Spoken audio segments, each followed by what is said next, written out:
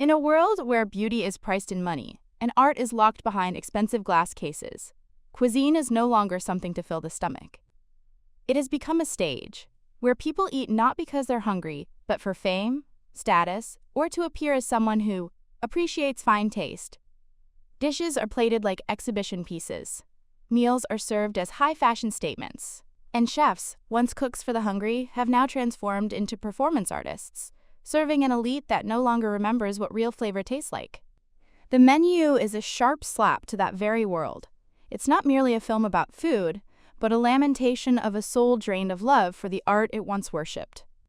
At Hawthorne, a restaurant isolated in the middle of the ocean, where every dish is calculated, measured, and tells a story, Chef Slowik creates a menu that isn't meant to be eaten. It was made to judge. Dinner at the menu costs $1,250, an amount only the truly wealthy can afford. What's special is that all the ingredients come from the island's own ecosystem. The dishes are crafted so naturally that diners feel as if they can taste an entire biosphere in a single bite. To preserve the quality of the experience, Hawthorne only admits a limited number of guests, in this case, 12 individuals from various professions. From a famous movie star to investors and food critics, they all arrive expecting a unique, cutting-edge culinary journey curated by Chef Slowik, a man revered not only by food connoisseurs, but by many chefs across the world. Yet none of them expect that the true flavor of that evening will not just lie in the lavish fine dining, but in the story of Slowik himself, the very elements that shaped his celebrated career. At first glance, the menu appears to be a proud culmination of his craft. But what he serves is far from a happy tale. As the film unfolds, we begin to see that what lingers in the chef's heart is nothing but bitterness, regret, even hatred for the profession he once saw as a passion. These emotions are like sauces, soaked into every dish he serves the 12 guests. It is the breadless bread plate, bread without bread, a dish missing the most basic ingredient needed to make itself. The dish is absurd, just like the vanity of customers who don't care about the true value of a product.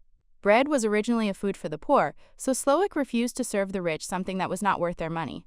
This is also a sarcastic remark on his own career, as he left behind a humble life to reach the top, only to become a servant to the wealthy.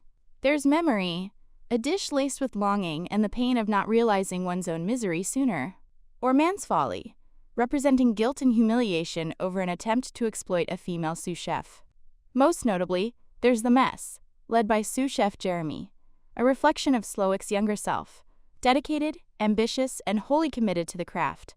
But in doing so, he sacrifices time, money, and his own well-being, both physical and emotional. By chasing the demands of others, Jeremy forgets his own happiness, ending up as a skilled chef, but never a great one, for lacking the favor of the elite. But fame or not, both Jeremy's and Slowik's lives are ultimately a mess wrapped in glamour, because they let money and ambition extinguish their original passion. The grand dinner in the menu carries the bitter taste of Slowik's life and reflects deeper issues in the world outside. Just as food is no longer meant to be eaten but tasted, the basic values of the culinary world and the service industry at large have been distorted. People in the field chase superficial desires, losing pride in their craft. Yet, amid a table full of extravagant, performative dishes, it is Margot, the only woman who doesn't belong to that world, who sees through the entire charade. Unlike the other guests, she's not there to photograph the food, prove her class, or indulge in a lavish experience. Margot just wants to survive, and, more importantly, she seeks something genuine in a world drowning in pretension. When Margot looks Slowik in the eye and tells him his food has lost its joy, she touches the deepest part of him, the part that once loved cooking unconditionally. That is why her simple request for a hamburger carries more weight than any item on that evening's menu, and for the first time in the entire film, he smiles. That smile is not for the dish he just made, but for a memory buried too long.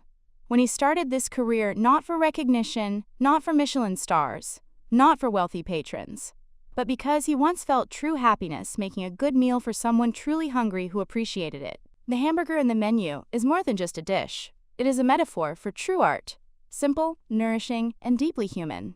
It is a voice of protest against a society that turns art into entertainment for the elite, a slap in the face to an industry that commodifies creativity, and a reminder that the most sacred thing an artist can do is touch another person's heart, not demand their reverence for fame.